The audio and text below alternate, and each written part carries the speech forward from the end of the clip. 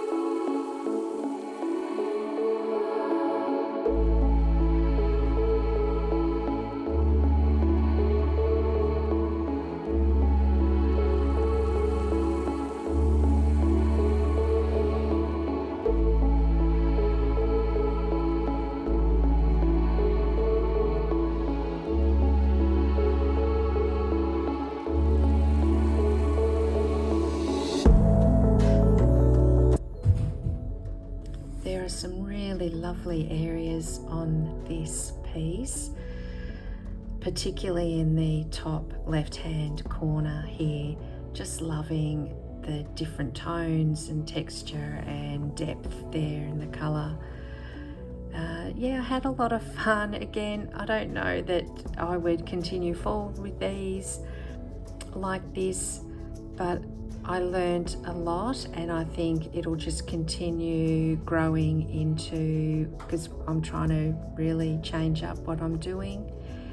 And yeah, I think on a lot of levels it's successful. What do you think? Here's the before and after. Yeah, I think it's a vast improvement. It certainly was a lot of fun. Thank you so much for watching. I hope you have a lovely week, and I'll see you next week. Bye.